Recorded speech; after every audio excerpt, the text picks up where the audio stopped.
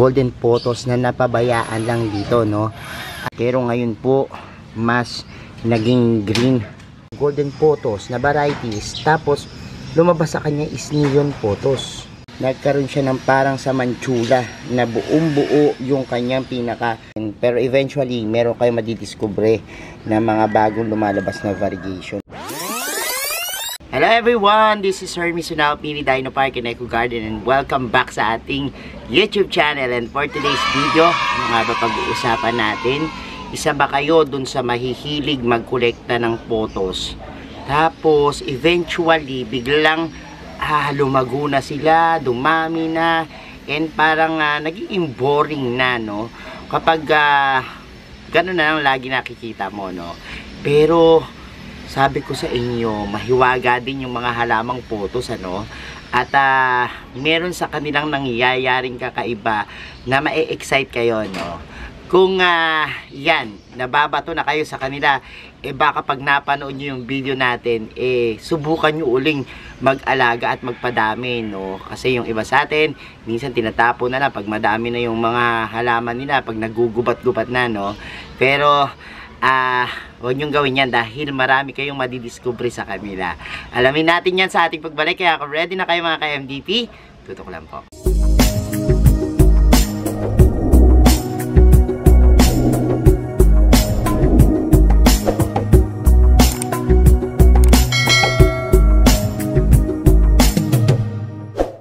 And we're back mga ka-MDP. Marami na tayong mga nagawang videos, ano, about sa mga photos, ano, at iba't ibang creative plant styling para dito. Pero minsan naiisip natin na parang hindi na masyadong maganda mag-alaga ng photos. Parang normal na, hindi na nakaka-challenge, ano.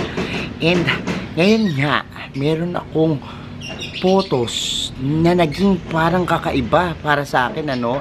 At nagulat ako dito, no. I-share ko yan sa inyo dahil ayan, sa background na natin, papakita ko kung ano yung nangyari sa kanya. Kung mapapansin nyo dito sa aking display area ng mga plants, ano, meron ako dyang photos na humaba na, no. And makikita nyo dyan na meron dyang nakaganyan.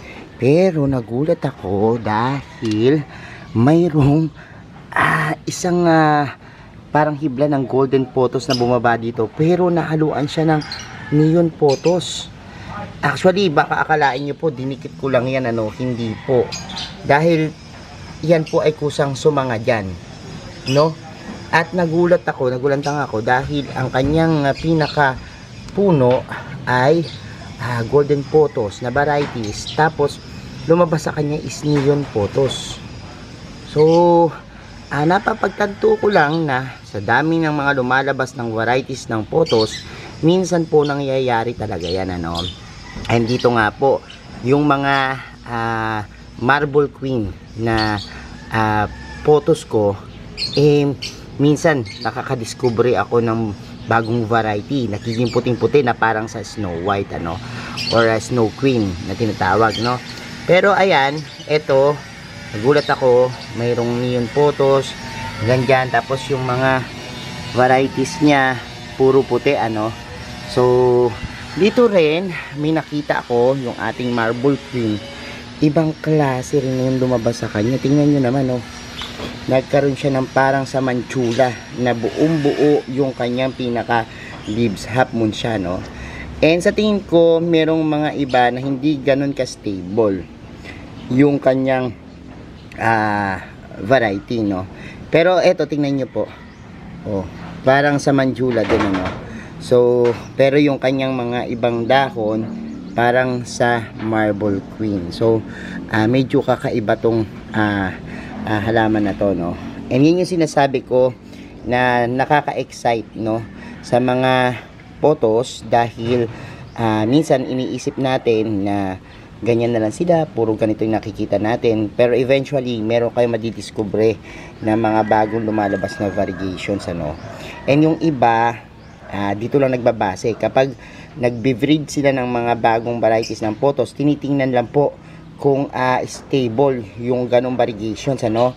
Katulad po ng isa na to, kapag may lumabas dito na parehas ng variegations niya, siguro mga 5 hanggang 6 na dahon na pare-parehong ganyan po, ibang variety na yan, ano, pwede ka nang magsabi na nakakuha ka ng panibagong varieties. And eventually, ikakat yan at yung mga lalabas, yan, mga katulad na yung dahon. So, dito rin, mapansin nyo, parang neon photos siya. Dahil may mga variations, pero hindi ganun kanina. Marahil po kasi ang mga pinaka way para mangyari yung mga bagay na yan yung kanyang kinalalagyan, no? Elemento na maaring makapagbago ng variations nung ating photos ay yung pong mga kinalalagyan tulad ng araw, lilim, yan po, ano, maaring yan yung maging cause. Katulad nitong isa na to, parang neon photo siya pero hindi ganun ka striking. Kaya lang, tingnan nyo po yung variations may green, no? So iba rin to. Minsan naman po kapag tampak na tampak sa araw, iba rin yung nagiging itsura. For example, itong ating yan, meron tayo ditong golden photos na napabayaan lang dito, no? At kita nyo naman, nasa tampak na araw siya. Kaya tingnan nyo kung gaano kaganda yung kanyang variations, ano. Yan po yung sinasabi natin na kapag merong araw, may liwanag, nakadepende po yung variations, mas gumaganda, no, yung variations. Pansinin naman natin yung mga nakalilim, wala sa araw. Ayan, ito na yung photos natin na parang naging jade green siya.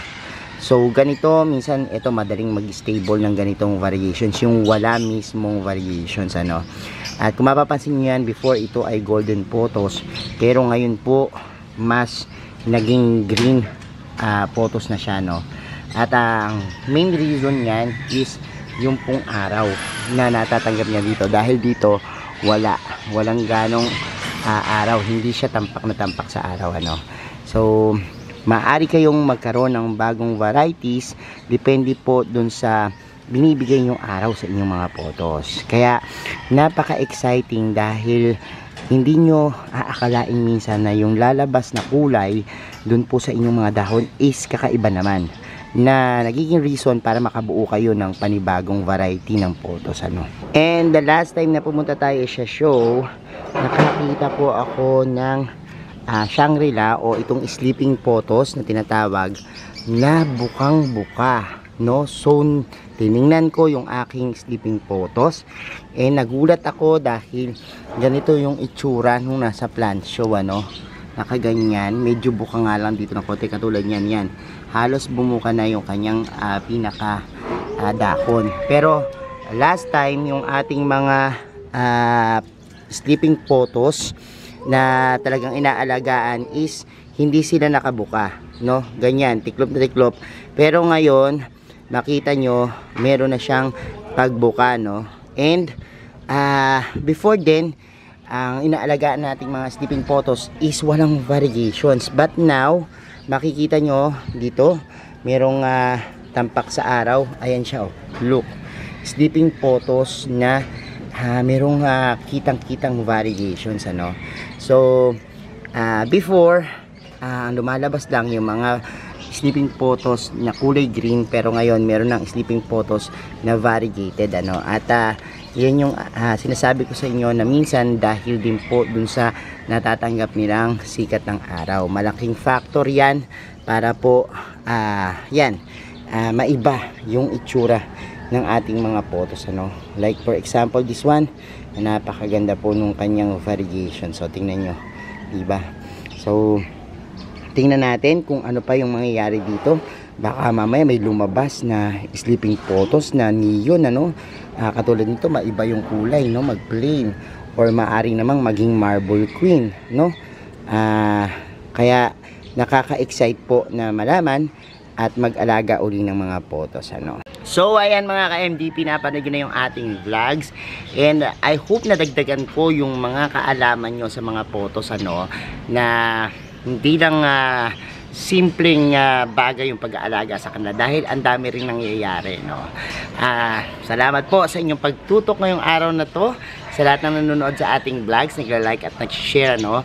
Sa mga hindi pa po nag-subscribe sa ating YouTube channel, mag-subscribe na po kayo at huwag kalimutang i-hit yung notification bell para laging updated sa aming latest uploads. Pati po sa iba't iba nating social media accounts sa ating TikTok, Instagram, Facebook page. Search lang po Hermes Sunao or Mini Dino Park in Eco Garden. Makikita nyo na yan. Salamat ng maraming mga ka-MDP. This is Hermes Sunao. Nagsasabi sa inyo ng happy planting. Bye!